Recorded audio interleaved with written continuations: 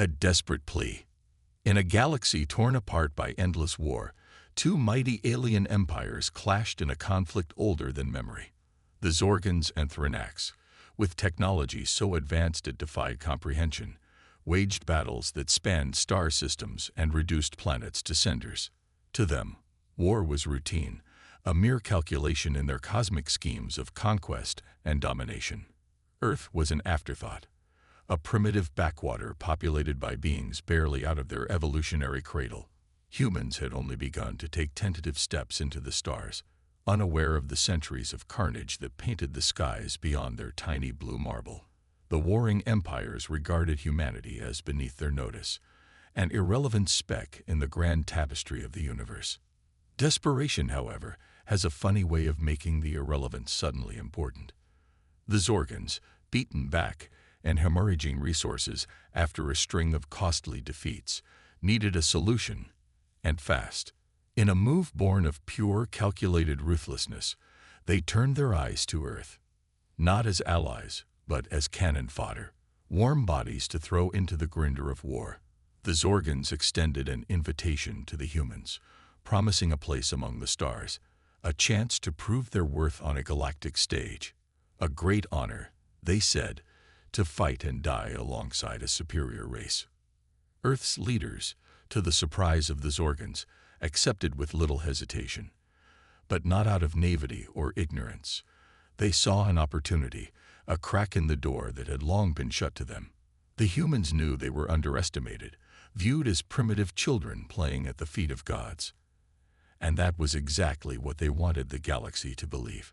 For now, as Zorgan ships arrived to transport the wide-eyed human recruits to distant battlefields, Earth's greatest minds were already hard at work, plotting and planning. The Zorgans wanted expendable soldiers. They'd get them, but they'd also get something they never bargained for: the indomitable will and ingenuity of the human spirit. The galaxy was about to learn that even gods can bleed. Hidden preparations, while Zorgan instructors put the human conscripts through rudimentary training, dismissing them as little more than blaster fodder, Earth's top scientific and military minds worked tirelessly behind the scenes. For years, they had been quietly gathering every scrap of information they could about the warring alien empires, reverse engineering captured tech, studying battle strategies, and analyzing weaknesses. In hidden labs and secret bunkers, the brightest minds on the planet pored over streams of data, developing cutting-edge weapons and systems uniquely adapted to exploit the specific vulnerabilities of Zorgan and Thrinax forces. Compact EMP warheads to fry the delicate circuitry of their advanced shields. Swarms of self-replicating nanobots to infiltrate and sabotage their ships from the inside out. Neuralink interfaces to unite human minds in a psionic battle network, turning each soldier into a node in a massive, adaptable combat intelligence. Earth's R&D programs also yielded the Sparrow drones. Tiny, unmanned probes packed with hyper-advanced sensors and EM masking. These silent observers would be the linchpin of the human strategy, the unseen eyes mapping every detail of the battlefield in real time. As the doomsday clock ticked down towards the fated confrontation, the Zorgans and Thrinax amassed their fleets near a vital strategic choke point, the Helios system. Both sides were certain this would be the final push, an apocalyptic clash to determine the ultimate fate of the galaxy. Human ships took up position on the fringe of the gathered armadas, a barely noticed sideshow attraction in the looming storm of fire and death. Aboard the human flagship, the atmosphere was electric with barely contained anticipation. The best and brightest of Earth's warriors stood ready to prove their species' worth, armored in cutting-edge power suits that made Zorgan tech look antiquated. In their midst, Commander Ilara Vance stood tall and resolute. She didn't need to give a rousing speech. Her people knew what was at stake. They knew they were the underdogs. That's what made them the most dangerous beings in the galaxy. At her signal, the Sparrow drones shot forth into the growing maelstrom, the opening move in a strategy that would reshape the cosmic order. Humanity was done being the galaxy's doormat. It was time to show the universe what they were truly made of. The deception begins.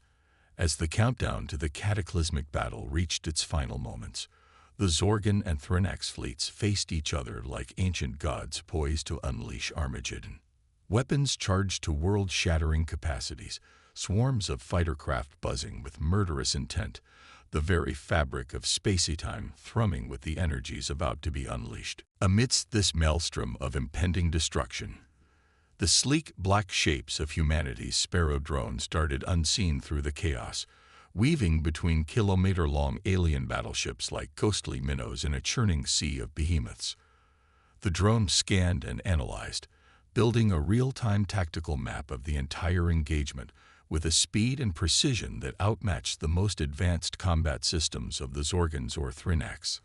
As the crucial data streamed back to the waiting human fleet, another phase of the plan unfolded. Elite cyber warfare units, their minds linked in a psionic network of unparalleled processing power, launched a series of devastating info attacks into the command and control systems of both alien armadas. False sensor readings flooded the displays of Zorgan commanders, panicked reports of enemy breakthroughs, and impending flanking maneuvers sowing chaos through the ranks.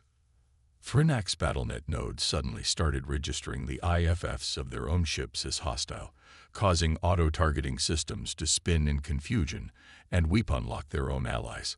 Com channels erupted with a storm of contradictory orders and desperate countermands, the tightly orchestrated battle plans of both fleets unraveling into a discordant symphony of fear and doubt. And through it all, the human drones watched and recorded, an all-seeing eye amidst the growing madness. Then, with a perfectly coordinated precision that put the galaxy's finest war machines to shame, the human fleet made its move, but not to charge headlong into the disarrayed alien lines, guns blazing in a display of bravado and heroic defiance. That was the way of the Zorgans and Thrynax, the way of brute force and unthinking aggression. Humanity had a different path, a subtler knife honed by millennia of survival on the bleeding edge between civilization and savagery. Guided by the flawless battlefield map provided by the Sparrow drones, human stealth ships sliced through the unguarded underbelly of the alien formations, sliding past confused sensor nets and distracted patrols to deliver their lethal payloads with surgical precision. Pinpoint ion cannon strikes and melta-torpedo detonations tore through the power relays and life support nexuses of command ships, sowing anarchy through the Zorgan and Thrynax chains of command. Nanobot warheads burrowed into shield generators and engine cores, subverting and sabotaging the very systems that gave the alien vessels their might. In a matter of moments, the tide of battle had shifted in a way that neither of the ancient star empires could ever have conceived. The primitives they had so casually dismissed as mere cannon fodder had turned the very pillars of their military might against them. The nightmare scenario that the finest Zorgan and Thrynax strategists had never even bothered to plan for was unfolding before their disbelieving eyes. And it was only the beginning. Humanity had spent decades preparing for this moment in secret, poring over every scrap of knowledge they could glean about their would-be conquerors. They had no intention of defeat, no concept of surrender. In the face of galactic annihilation, they had condensed the totality of human ingenuity and sheer, stubborn defiance into a single, unstoppable force. The war was far from over, but with a single act of brilliant, unexpected savagery, the children of Earth had shattered an ancient paradigm and proclaimed to a stunned galaxy that a new power had arrived to claim its place among the stars. Turning the tide. In the heart of the maelstrom, aboard the Thrynax dreadnought Inexorable Will, Fleet Overlord Zraxel stared in mute horror at the tactical displays flickering before him. The holosphere that should have depicted an orderly grid of ships and vectors was instead a churning kaleidoscope of chaos, unit designations winking in and out of existence, projection paths devolving into meaningless scribbles, priority targets suddenly vanishing or worse, resolving into the green triangles of friendly contacts. This was impossible. It defied every tenet of logic and military doctrine that had been drilled into him over centuries of service. The mighty Thrynax Starfleet, inheritors of a proud legacy spanning 1,000 generations, were the undisputed masters of the battle spheres. No force in the known galaxy could withstand the thunder of their guns or the ruthless precision of their maneuvers. And yet, warning klaxons blared as power fluctuations tore through the core systems of the inexorable will, ancient fail-safes, and surge protectors struggling against the onslaught of destructive energies. Reports flooded in of shield generators cascading into overload, hyperdrive cores flickering on the brink of catastrophic instability, life support modules locked into erratic reboot cycles. Across the fleet, proud Thrinax warships that had weathered the fiercest storms of the Long War found themselves crippled and adrift, their crews suddenly fighting desperate battles against their own rebelling technology. In the Zorgan fleet, the scene was one of equal disarray and mounting desperation. Grand Admiral Kurok, his mottled green face bathed in the sickly light of warning telltales, barked furious orders to his increasingly panicked subordinates. Demand answers. Restore order. Vent the data corruption. Purge the affected systems. Rally the fleet to formation. But it was all for naught. The enemy they faced now was unlike any they had encountered before. Devious, relentless, striking with a savage precision at the very foundations of their military might.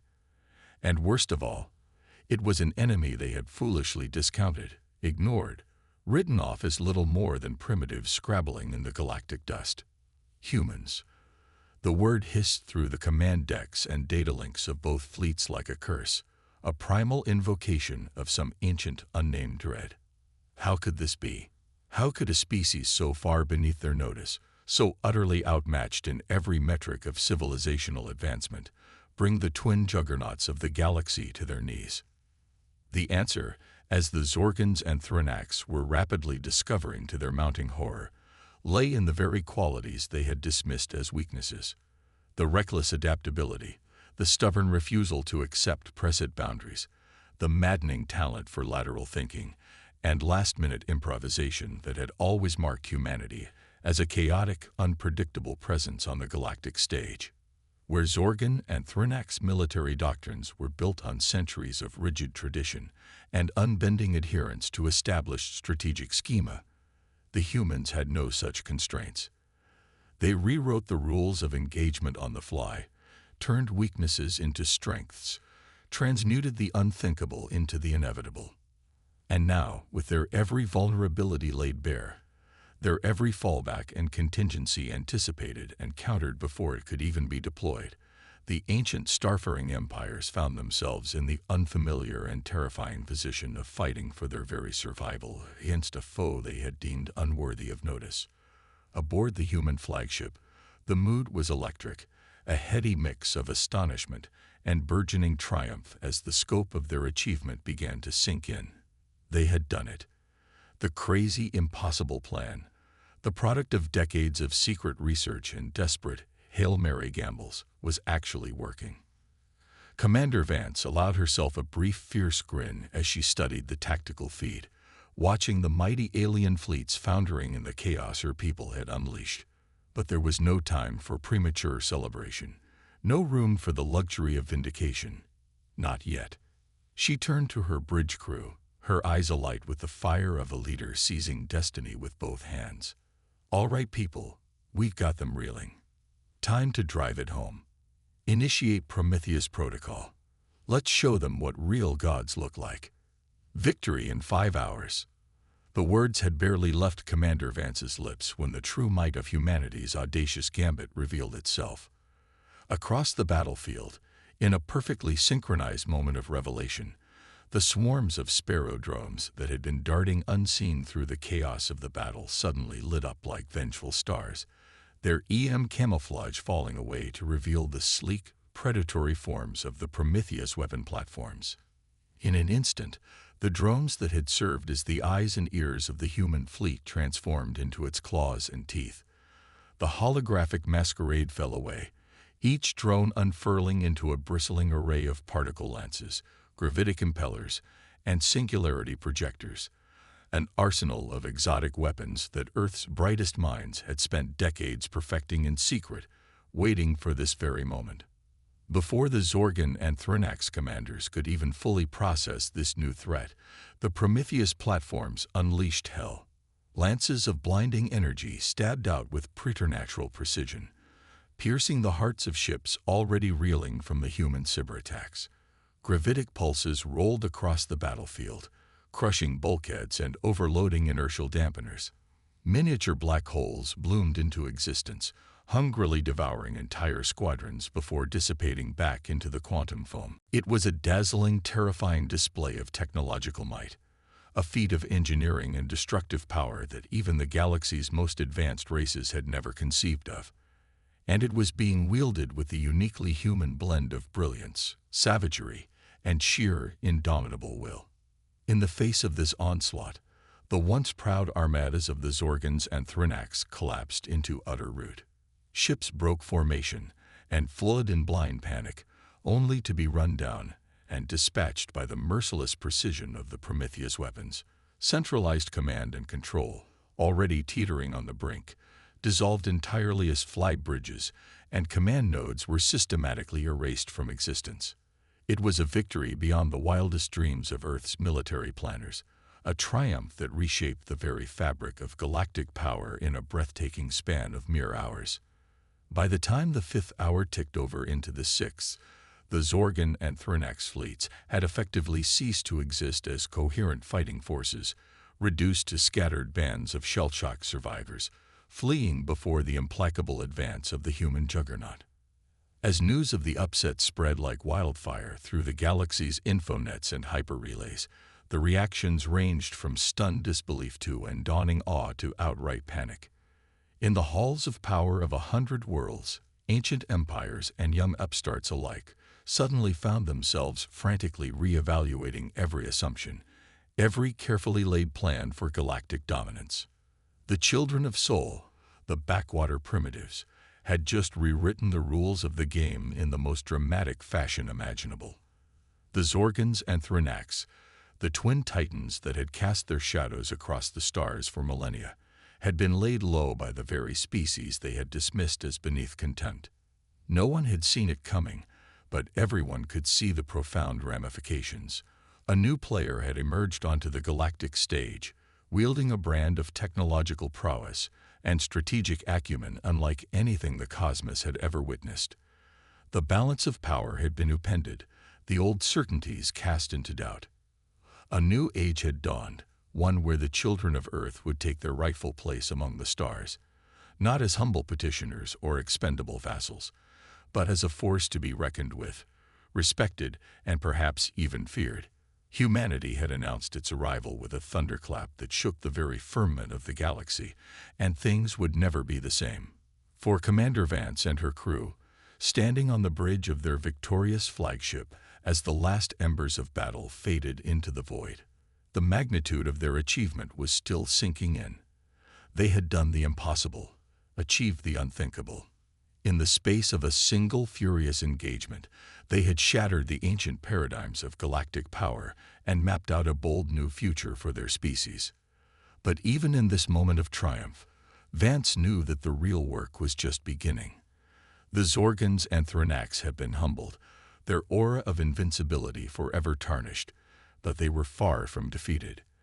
They would regroup, adapt, come back harder and meaner than ever. And they would not be the only ones. Across the galaxy, 100 races would now be watching humanity with new eyes, calculating and recalculating the odds, maneuvering for advantage in the new reality. Earth had won its place at the galactic high table, but holding that place would require constant vigilance, endless innovation, and a willingness to fight for every inch of respect and influence. The old powers would seek to test them, prod for weaknesses, hoping to reassert the comfortable familiarity of the old order. New rivals would emerge, eager to claim a share of the glory and the spoils. There would be alliances to forge, deals to cut, betrayals to guard against. The great game of galactic politics, once a distant abstraction, was now humanity's to play, and to win. Vance felt the weight of that responsibility settling on her shoulders as she gazed out at the starscape, watching the drifting hulks of broken alien warships glide past like the tomb markers of a bygone age. Her people had bought this chance with blood and genius, and she would not see it squandered. She turned to her bridge crew, men and women who had fought and bled and dared the impossible alongside her.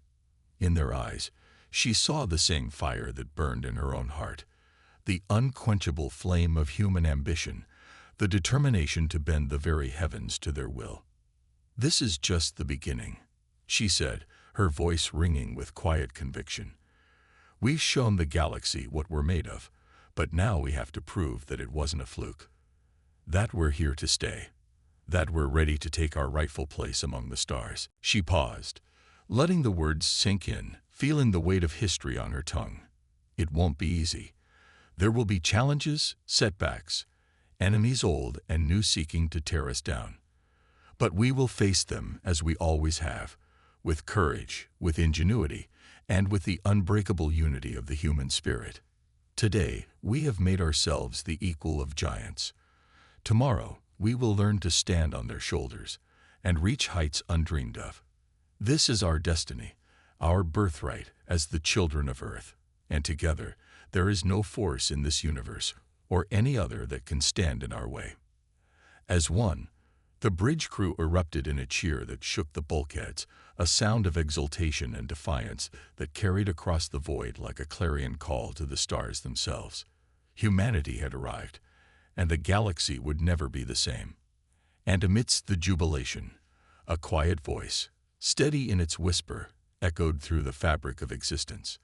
The voice of the grand designer, the living sentience of the cosmos, weighing the audacity of these upstart primates from the little blue world, assessing their potential to reshape the tapestry of creation itself.